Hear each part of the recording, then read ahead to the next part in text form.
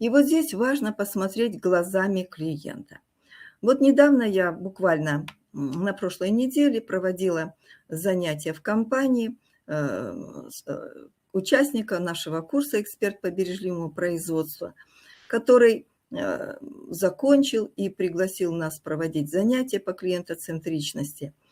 И вот когда мы начали с точки зрения клиента смотреть на вот поток создания ценности, что получилось? Оказалось, что потери даже не столько в процессах на производстве, а там уже была проведена работа благодаря участию вот на курсе «Эксперт по бережливому производству». Но когда собрались сотрудники, оказалось, что одно из подразделений не имеет заказов, потому что производственники и отдел продаж не могут договориться и выстроить цепочку получения заявок и, конечно, определения себестоимости этой продукции. А почему? Потому что эта продукция, она каждый раз рассчитывается по-другому, потому что это индивидуальный заказ. Вот, пожалуйста, когда посмотрели с точки зрения клиента, что он отказывается от предложений, и производство рассчитывает себестоимость и работает на корзину, оказалось, что нужно вот это все пересмотреть. И вот сейчас, буквально на этой неделе, уже они запустили процесс формирования вот этой цепочки, начальной цепочки привлечения клиента.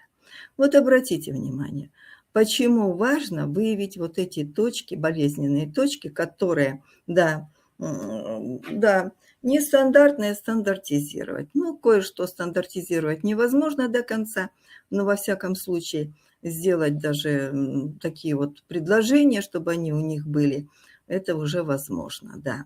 Это действительно так, Павел. Спасибо за комментарий. Наличие и применение стандарта процесса, а также качество данных и прозрачность метрик для оценки результатов. Вот даже какие-то определенные шаблоны, вот по поводу, если говорить об этом примере, уже помогут изменить ситуацию. Без ответа на эти ключевые вопросы искусственный интеллект внедряется вслепую, что ведет к нестабильным и непрозрачным изменениям. Основные виды потерь и их область появления. Ожидания. Простои, задержки из-за, значит, нечетких ролей и, конечно же, частых согласований, да, характерны для офисных и других процессов. Лишние движения, поиск информации в разных системах, да, вот. И, конечно же, это все увеличивает затраты и усилия. Перепроизводство, избыточное выполнение работы, создающее ненужные отчеты, документы, вот, встречается в любой сфере. Ну и, конечно же, на производстве, если рассматривать последующий процесс как нашего клиента, то тоже перепроизводство тоже бывает. Избыточная передача, транспортировка.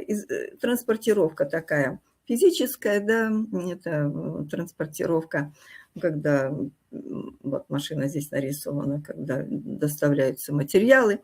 Ну, еще и избыточная передача документов, задач между отделами создает потери времени и ресурсов. И лишняя обработка. Двойной ввод данных, повторные проверки ведут к неэффективности и в закупках, и в различных административных процессах. Итак, какие потери у вас из этих представленных 5 потерь пока существует у вас? Напишите, пожалуйста, какие из этих потерь у вас еще пока есть. 1, 2, 3, 4, 5. Пожалуйста.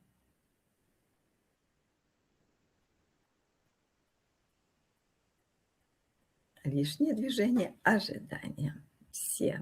Угу. Так. Да, 1 и 2. Пока все существуют. Перепроизводство и ожидания. Лишние движения. Перепроизводство выражается в лишних отчетах, письмах, документах, созданных на всякий случай. Вот Нелегко сориентироваться без стандартов, четких ролей, что ведет к избыточной работе. Ожидания проявляются в затяжных согласованиях, обычно из-за неясности ролей и так далее. Компании нередко создают отчеты и контент, который не приносит пользы, занимает ресурсы. Искусственный интеллект способен ускорять такие процессы, увеличивая объем ненужной работы. На 40% избыточных отчетов и документов вот 40% избыточных отчетов и документов не востребованы бизнес-подразделениями. Потери из-за транспортировки лишних движений в офисных процессах, бесконечные маршруты документов, постоянные переключения систем и поиск файлов. Сотрудники тратят время на поиск нужных данных в разных таблицах, чатах, файлах и так далее. Чем больше механизмов передачи, тем выше риск ошибок и потери информации, что негативно сказывается на клиентском опыте и сроках выполнения. 25% задач теряются или задерживаются при передаче между системами и сотрудниками. Простое из-за задержек с согласованиями, ответами клиентов, передачей информации существенно снижает общую производительность. 30% рабочего процесса уходит на ожидание решений и данных. И лишь вот следующие потери. Лишняя обработка и запасы. Ключевые проявления. Двойной ввод данных и избыточные проверки часто возникают из-за отсутствия упрощенных форм и регламентов, что тормозит выполнение задач. И вот здесь как раз, если мы сможем хорошо написать и регламент, и сформировать правильно формы, что может помочь, кстати, сделать искусственный интеллект, ситуация кардинально изменится. Очереди из заявок, накопленные незавершенные задачи, письма создают запасы, замедляют процесс, ухудшают контроль. Отсутствие приоритетов ведет к одновременному запуску множества задач, что увеличивает нагрузку и вероятность ошибок. И отсутствие ограничения на количество незавершенных дел приводит к накоплению работ и снижает общую эффективность. Вот когда формируются как раз вот эти незавершенные дела, ситуация, конечно, приводит к тому, что человек нервничает, дергается, и иногда даже вот эти, очень часто на предприятии говорят о том, что мы прервали работу и уже сосредоточиться не можем, да? Когда особенно хронометраж проводишь, видишь вот такую ситуацию очень часто.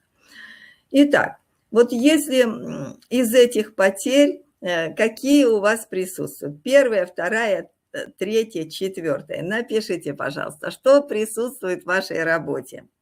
Что присутствует? Сейчас диагностику проводим такую. Первая и четвертая. Угу. Так, ну вот видите, это уже ситуации, которые можно изменить фактически. Первая, четвертая. Ага, первая, третья, четвертая. Все. Ну вот, действительно все. Излишняя обработка усложняет рабочие операции, а автоматизация такого беспорядка только увеличивает затраты без улучшения результатов. 35% времени расходуется на повторные проверки ручной ввод данных. Это действительно так. Ну и вот еще одна потеря – это дефекты, ошибки, переделки их истоки. Ошибки в документах, неверные данные чаще возникают при отсутствии четких стандартов и инструкций для сотрудников. Вот вы знаете, две ситуации обычно возникают. Вот я сколько провожу диагностику в компаниях. Две ситуации. Стандартов нет, они все в голове, первая ситуация. Вторая ситуация – это когда они есть, но пылятся на полке, их просто не знают и не хотят их знать, к сожалению. Почему так происходит? Нет визуализации стандартов. Это все действительно так работает, да? Вот. Переделки в ответ на жалобы клиента происходят из-за нерегулярного анализа причин ошибок и разночтений в процессах. Вот вы знаете, заведено, к сожалению, вот в компаниях, за исключением тех, кто включился в процесс совершенствования, ну, сказать клиенту: ты сам виноват. Да? Вот хочется, даже вот недавно работали в одной компании, Вот, значит, ну, явный брак получил клиент. И когда клиент сказал, что, ну вот, сломалась прям напополам, там, балка сломалась, да. Ну, так не может быть, такого не может быть. Это вот, или клиент пришел, в кафе, значит, плохо себя почувствовал. Такого не может быть. У нас все кушали, все хорошо. Это вот, понимаете, это такая вот, значит, ситуация, когда анализ не проводится, клиент называется сам дурак. Понимаете, вот такая история. И вот здесь, конечно, развитие никого не может быть, и никакой искусственный интеллект никогда вам не поможет. Отсутствие проверки на входе и вариативность подходов сотрудников приводит к потере качества и ненужным затратам. Вот эта вариативность, сегодня делаем так, завтра так, послезавтра так, и происходит как раз это из-за того, что нет стандарта. Итак, у кого такая ситуация? Есть дефекты. И вот еще один момент. Хочу сказать про дефекты. Меня всегда удивляет вот наши участники, когда приходят на занятия, они даже не знают, ведем живые эфиры, они даже не знают, какой процент дефектов есть в компании. Вот мне тоже всегда это удивляет. Итак, пожалуйста, вот есть ли дефекты? Напишите. Здесь вас никто не знает, тем более не написали, с каких регионов, какие предприятия, поэтому можно смело писать. Да, конечно, есть. Ну, Павел, спасибо, так активно работаете. Итак, вот чтобы изменить ситуацию, нам необходимо выбрать ключевой процесс для анализа. И вот здесь такое практическое упражнение, мы можем его сегодня, конечно, если у нас будет еще время, провести, но, может быть, даже оставим на завтра после выступления вот, компании Bittrex. Значит, вот, например, обработка заявок как точка потерь. Выберите процессы, связанные с приемом и обработкой, например, заявок. Да? Вот. Если они какие-то, вот, если в этом процессе есть задержки, ожидания, ошибочные решения, вот, и это все влияет на доходы, значит, и клиентскую удовлетворенность, отметьте вот как раз эти ошибки, эти потери. Второе вот процесс – это вот обработка заявок. Ну, кстати, вот на обработке заявок есть у вас потери? Пожалуйста, напишите. Я думаю, у всех есть это и в производстве, и в услугах. Почему? Потому что очень часто оперативно не отвечают клиентам, очень часто оперативно не могут посчитать там цену и так далее. Вот. Есть такие потери на первом этапе, вот когда мы процесс. Можно, вот вы знаете, почему я это спрашиваю? Потому что мы с вами можем практическое занятие даже сделать, и уже здесь вот мы сейчас смотрим, какие процессы подобрать, какие лучше рассмотреть. У кого есть так вот на обработке заявок потери, напишите плюсик, пожалуйста.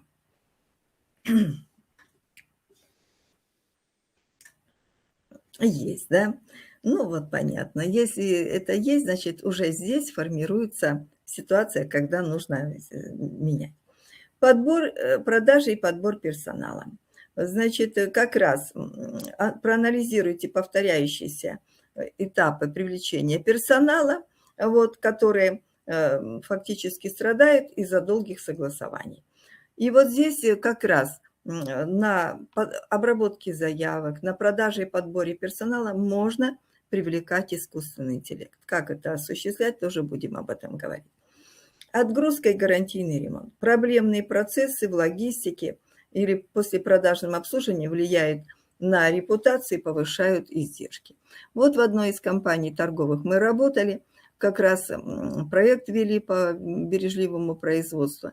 И вот процесс гарантийного ремонта, здесь были у нас проблемы и с обработкой заявок, и как раз на самом гарантийном ремонте не было даже коммерческого предложения четкого и так далее. Казалось бы, все такое, что можно сделать, не, значит, в общем-то, без материальных затрат.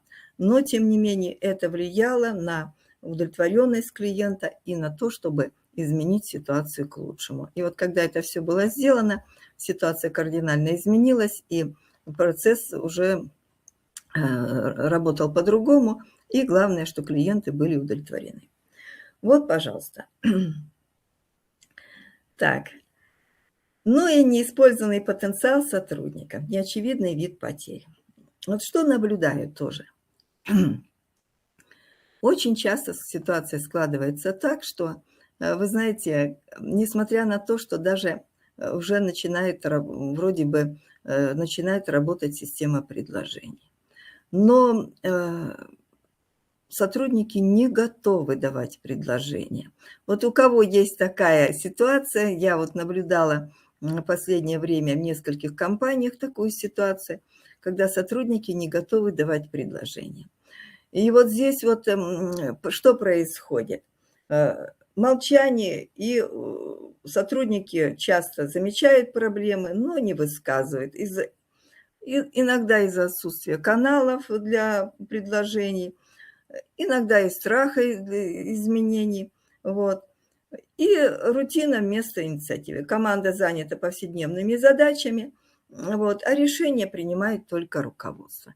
И вот здесь выход в таких ситуациях – это работа рабочих групп. Да? И когда вот проходит особенно обучение, и вот в ходе обучения, что очень важно, как раз вот рабочие группы начинают активно давать предложения. Люди вовлекаются, выявляют потери, дают предложения по совершенствованию. Это действительно так происходит.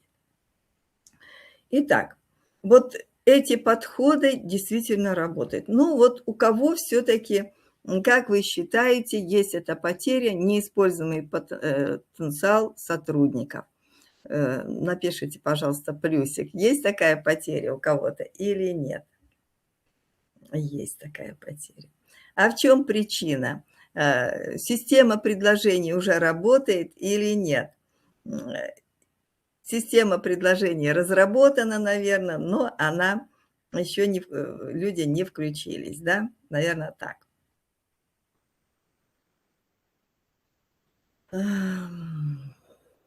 Павел, вот вы знаете, на 100% всех вовлечь очень сложно, да? Но, тем не менее, вовлечены они в том случае, если они готовы работать в рабочих группах, давать предложения.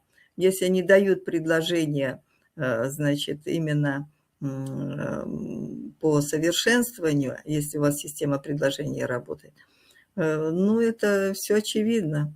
Или когда говорят, у нас нет проблем, да. Вот развита система уже, отлично. Это уже хорошо. Это уже прекрасно. Значит, ну вот что к чему ведет ситуация, когда сотрудники не вовлечены в процесс совершенствования. Вот.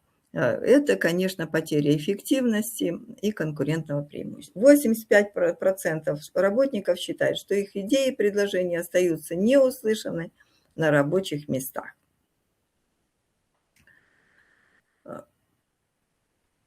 Ну и вот практически вопросы и вовлечения сотрудников. Обсуждение с командой частоты возникновения потерь и выявление типичных точек вот, процесса, где есть проблемы, да, способствует как раз диагностике проблем в процессах.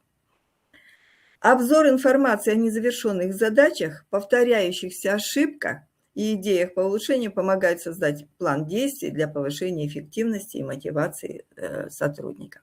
Павел, скажите, а у вас действительно дают предложения, вот несмотря что есть система, вот раз предложений, люди дают предложения или нет? Напишите плюсик или минусик.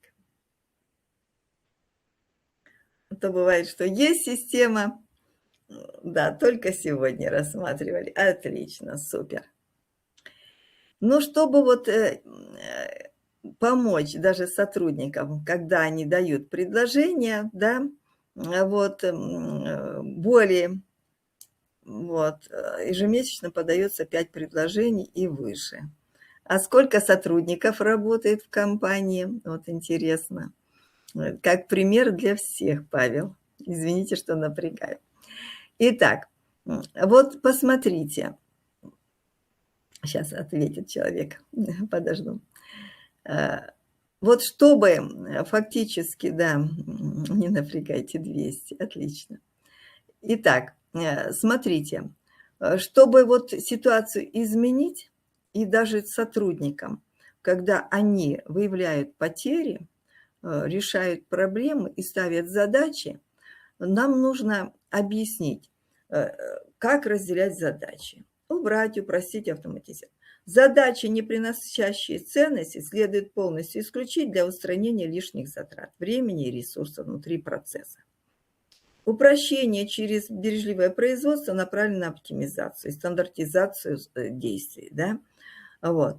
Автоматизация с помощью искусственного интеллекта как раз здесь позволяет ускорить рутинные операции или их вообще сократить, эти рутинные операции, снизить ошибки, повысить общую производительность без увеличения потерь. Что самое замечательное, вот когда мы проводим обучение, или наши вот уже эксперты, которые у нас обучились, проводят обучение, вот когда начинают сотрудники подключать искусственный интеллект, зная вот эти подходы, уже результат совершенно другой. Сначала, конечно, тоже все сопротивляются. А вообще, как у вас? Внедряют сотрудники искусственный интеллект или сопротивляется? Если внедряют, напишите плюсик. У кого внедряется искусственный интеллект? Сотрудниками, не вами, а сотрудниками. Еще пока нет, Даниил написал. Ой. Ну вот, необходимо обучение. Только у вас. А остальные, у остальных внедряется, я так поняла. Вы супер. Так, нет. Ну вот видите, вы знаете, это вы не все знают возможности. Но, Виктор, не все будут знать возможности. Почему? Потому что ситуация такая, что нужно обучать людей. Когда приходят, мы уже провели много семинаров, много вебинаров, и курсов, и когда приходят и узнают возможности, люди в восторге и говорят, что, боже мой, неужели это все возможно, да? Без точного понимания этапов, ролей и решений на каждом шаге автоматизация превращается в усиление беспорядка. Вот. И 70% компаний автоматизируют процессы без четкого описания, что приводит к слабой эффективности цифровизации. Да? Вот описать процессы, ну, тоже вот сейчас легко с помощью искусственного интеллекта. Но чтобы описать процессы, необходимо первое, что сделать, это проанализировать текущее состояние процесса, представить идеальное состояние, выявить потери в текущем состоянии процесса, прописать идеальное состояние процесса, а потом уже будущее состояние процесса сформировать. И только тогда можно фактически провести вот это описание процесса. И уже тогда можно действительно внедрить искусственный интеллект. Что необходимо видеть в потоке процесса? Необходимо понимать входные данные процесса, что поступает для обработки, кто инициирует и какие ресурсы задействованы на старте. Второе. Важно выделить ключевые этапы, отражающие последовательность действий, на которых формируется ценность и возникают возможные задержки. Необходимо выявлять узкие места, потери и точки ожидания, где происходят ошибки и снижается скорость выполнения задач. И ключевой момент – это четкое понимание выхода процессов, что мы получим на выходе, что получает клиент, что очень важно, в каком виде это все получит клиент и как скоро это все получит клиент. Срок или это будет вообще без срока, да, как у нас иногда говорят, как мы работали на судоремонтном заводе, там говорили, что Ольга Михайловна, мы заманиваем на 2 месяца клиентов, а делаем на год. Сейчас ситуация кардинально изменилась. Первое место они заняли по производительности, и сейчас ситуация изменилась, они делают уже все в срок, понимаете? Производительность там значительно увеличилась. Вот. То есть, насколько это соответствует ожиданиям, стандартам качества. Вот это все необходимо видеть в потоке процесса. Определение ценности для клиента. Что же такое ценность? Вот когда я спрашиваю наших участников, что же такое ценность для клиента, да, какую ценность вы предоставляете? Вот хотела бы у вас спросить, да, какую ценность вы предоставляете клиенту? Напишите, пожалуйста. Вот здесь ценность – это то, за что клиент готов платить. Это скорость обслуживания, это качество выполнения, точность выполнения, удобство взаимодействия, качество, прозрачность процессов, когда клиент понимает этапы и может ожидать предсказуемый исход. Вот бережливый подход как раз акцентирует внимание на результатах для клиента, а не на внутреннем комфорте. А теперь хочу узнать, какую же ценность вы предоставляете клиентам? Напишите, пожалуйста, какая ценность вот у вас определена для клиента и которую вы, несмотря ни на что, поддерживаете. Ваша ценность, которую дает ваше предприятие. Напишите, пожалуйста. Итак, жду ответ, пожалуйста. Все вами озвучено. Спасибо большое. Так, друзья мои, кто-то напишет еще. Ладно, смотрю. Итак, почему без искусственного интеллекта, то есть искусственный интеллект без бережливого производства вызывает разочарование? Искусственный интеллект не решит проблему лишних шагов и дублирования, если процесс не оптимизирован до внедрения технологий. Ошибки на входе, перегрузка работников, нестандартные действия остаются нерешенными без системного подхода, бережливого производства. Вот вы знаете, вот недавно тоже, в этом году уже, вела проект небольшой компании, где большая перегрузка сотрудников, и еще кроме этого задержки заработной платы и так далее. И, кстати, творческая компания, можно бы было все там внедрять, и искусственный интеллект и так далее. Ну, во-первых, отношение сотрудников уже такое, что люди не хотят вообще этого всего, да. То есть, когда идет вот эта перегрузка, когда ситуация такая, то, конечно же, применение новых технологий, ну, практически невозможно. Отсутствие качественных данных и метрик затрудняет измерение эффекта, превращая проект в игру без результата. Вот какими бы мы проектами ни занимались, нам нужно поставить сначала цель. Что мы хотим достичь? Какие результаты в итоге у нас будут? Если у нас нет результата, вот, к чему мы должны стремиться, то фактически все это превращается в игру, которая не приносит никаких вот, реальных действий. Практическое занятие. Анализ ключевых потерь. Выделите 3 ключевых потери в вашем ключевом процессе с точки зрения времени, качества или ресурсов. Оцените, где они проявляются чаще всего и причиняют наибольшие убытки.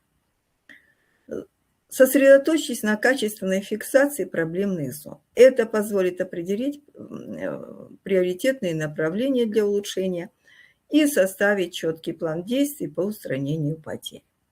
Ну вот, может быть, какой-то вы обозначите процесс с 3 потерями. Если кто-то обозначится, сделаем сейчас практическое занятие. Если нет, двинемся дальше.